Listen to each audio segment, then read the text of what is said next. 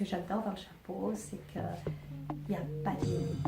Tu peux faire un chapeau fleur, un chapeau chat, un chapeau fou, un chapeau sage. Voilà, tu as toutes les possibilités à la création et c'est pas limitatif comme le vêtement. Donc, le vêtement, il y a possibilité de création, mais bon, il faut quand même que si tu as une manche, que les deux soient pareils. Quand tu fais un ourlet, si tu veux qu'il soit droit, bah, il faut qu'il soit droit. Alors qu'un chapeau, si jamais tu as envie qu'il soit plus court d'un côté, voilà, tu peux plus te lâcher, je trouve, dans la création. Voilà. Bonjour Geneviève. Bonjour Annie. Voilà, donc je suis venue par hasard au musée de la soie et j'ai rencontré Geneviève qui est modiste, qui fait des chapeaux depuis de nombreuses années. Voilà, je lui ai demandé qu'elle nous parle un petit peu de son histoire. Ce qui m'a amené au chapeau, en fait, c'est plutôt les chapeaux qui sont venus à moi parce que j'ai toujours porté des choses sur ma tête. Ma mère était en couturière, elle nous faisait toujours des petites choses. C'était une rigueur chez mes parents d'avoir quelque chose sur la tête. L'hiver, je viens de Lorraine, donc Nancy.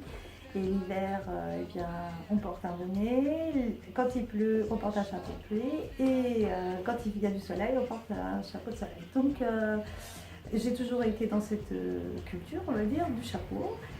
Et donc, professionnellement, j'ai commencé à faire des vêtements, puisque ma mère m'avait appris la couture, et comme elle était couturière, j'avais ce savoir. Et donc, quand je me suis retrouvée dans le sud, je suis descendue dans le sud pour vendre des créations. Donc j'avais un petit stand de bobs, de casquettes que je faisais avec les chutes des vêtements. Et de là, j'avais un petit succès puisqu'il n'y avait plus personne qui en faisait. Donc les gens étaient contents de trouver des petites choses un peu différentes. Et là, ma maman m'a dit, mais notre voisine était modiste. Elle avait tout gardé chez elle, ses moules et tout. C'était une vieille dame qui avait 80 ans à l'époque. Et qui n'avait par contre plus sa tête pour m'expliquer. Mais moi, aimant le chapeau, j'ai lui ai acheté plein de son stock. En fait, j'ai acheté son stock. Et d'ailleurs, j'ai encore des choses des années 1900, des merveilles. Puis après, vers Draguignan, ma soeur qui habite là-bas, connaissait une dame qui avait fait le métier de modiste.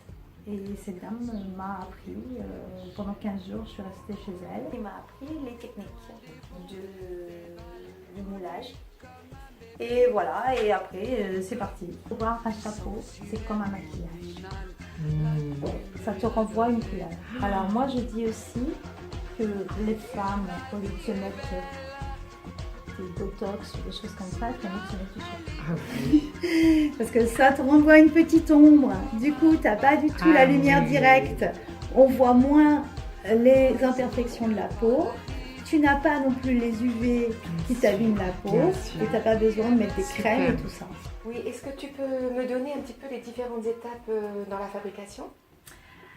Alors, que ce soit la paille ou le feutre, il faut, on appelle ça mettre au frais, c'est-à-dire qu'on humidifie sa paille ou son feutre et après on le moule sur des formes en bois, comme celle-ci par exemple. Celle-là c'est une forme ronde, voilà. Après c'est moulé et on épingle avec des punaises le temps que ça sèche. Et une fois qu'on le démoule, on l'apprête et quand on l'a apprêté, après on le décore. Après on va avoir le petit chapeau d'homme. Là du coup ça nous donne un petit côté beaucoup plus de bonheur comme un petit enfant. Les finitions, c'est une très jolie qualité. Voilà, c'est un autre chose, on est plus masculine, mais c'est ça, moi je dis, on change de chapeau, on change de... Ah mais complètement, c'est ça il me semble là. Du coup, et ta matière, tu la trouves? Alors ma matière, voilà, alors ces dernières dizaines d'années, là on va dire, je fais beaucoup de recyclage. J'ai toujours été de toute façon dans cette dynamique-là, de recycler des choses en ayant acheté plusieurs stocks. Déjà le stock de la modiste de Nancy, puis celui après d'Alès, la modiste d'Alès ayant fermé, j'ai racheté aussi tout son stock. Donc je fonctionne avec un gros stock de récupération. Voilà, et des fois aussi sur les marchés, au plus, vous pouvez trouver de très jolies matières qui peuvent être restaurées, remoulées, et voilà, je chine pas mal et je récupère et je retransforme pour avoir... Et là, tu me disais que c'était quoi ça?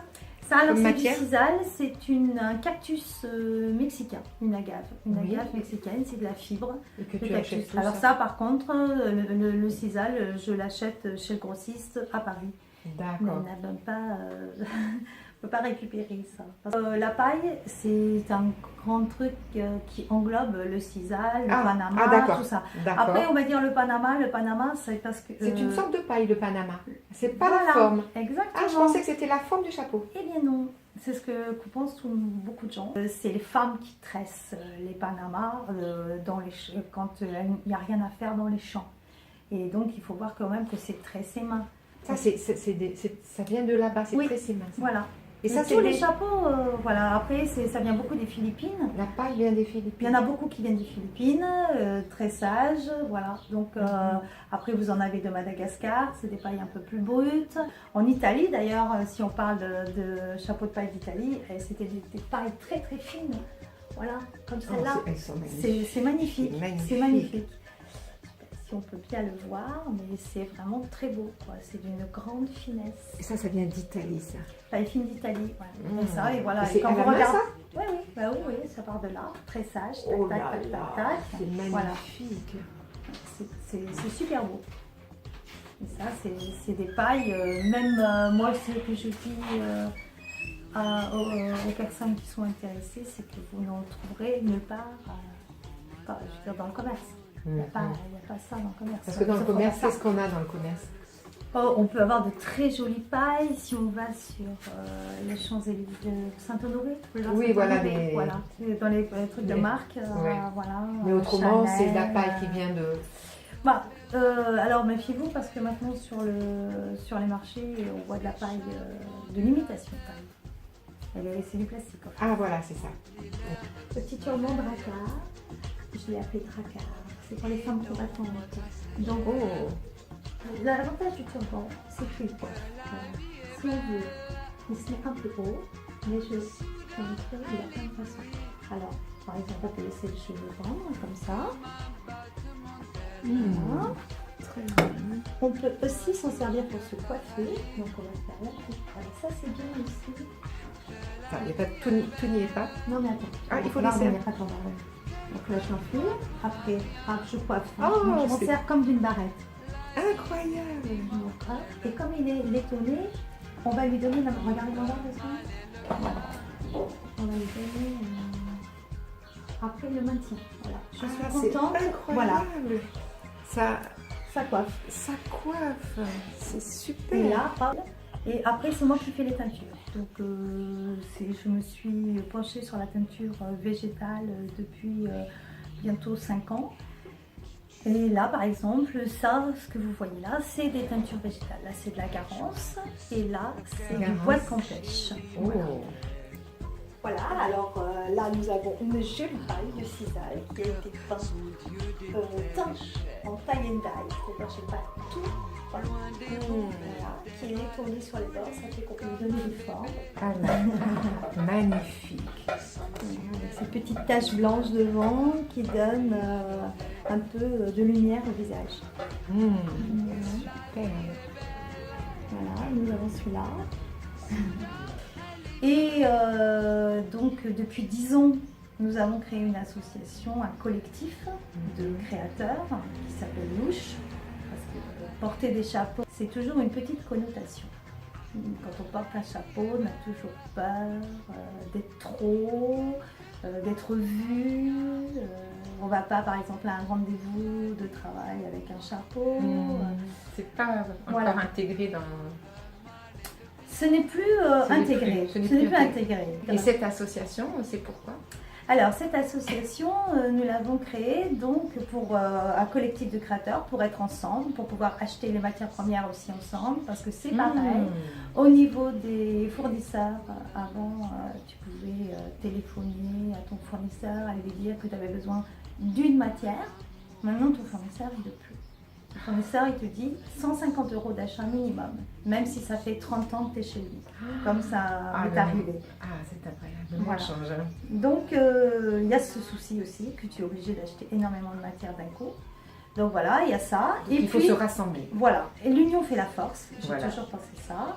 Et donc, plus on est nombreux, plus on peut faire des choses. Qu'est-ce qui constitue donc cette association? Cette association, c'est tous les amoureux du textile. Ah, les amoureux du textile, d'accord. Et du coup, on crée des choses ensemble. Donc, c'est quand même autour du tissu du textile. Voilà. Au départ, c'était autour du chapeau, puis on s'est étendu au textile. Et là, dernièrement, depuis 3 ans, on s'est étendu aussi à l'audiovisuel. Parce que comme on fait des événements comme des défilés, forcément il y a la musique, forcément il y a les chorégraphies et forcément il y a la photo. Donc voilà, on s'est ouvert à ces autres types d'artistes. D'accord, d'accord. Et on intervient auprès des enfants et tous les lycées, tout ça, pour éveiller à l'environnement dans des ateliers qu'on appelle le brico-mode. C'est-à-dire ça bricole autour de la mode et du textile, donc toujours, et montrer aux enfants qu'avec une petite chose, on peut faire, lui redonner une autre vie et leur donner un autre regard sur des objets qu'on mettrait à la poubelle et qu'on peut faire autre chose avec. Voilà, et notre dernier cheval de bataille, c'est par rapport à un documentaire qui s'appelle True Cost, qui nous a énormément touchés.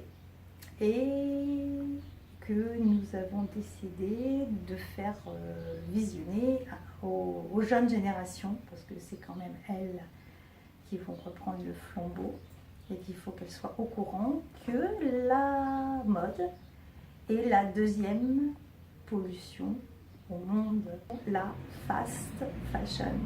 On consomme, on jette, on se donne bonne conscience en donnant à des pauvres, on va dire, dans les pays pauvres, mais en fait, on les pollue. Voilà. Donc, je vous invite à voir ce documentaire. Et face à notre environnement, nous voulons agir par rapport à ça. Si, Et c'est quoi ce ça? petit béret, ça c'est un petit béret. Donc, ça c'est une autre technique, c'est de la paille enroulée. Donc là, c'est un côté un peu plus... Et ça...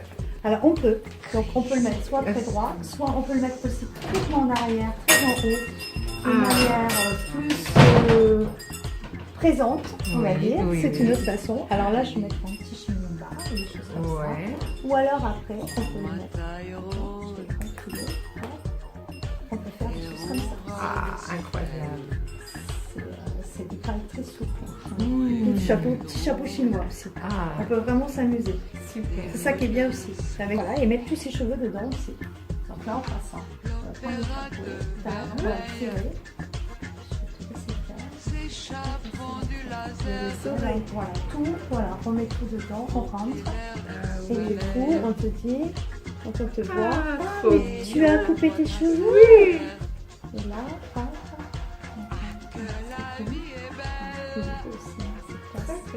C'est classe un chapeau.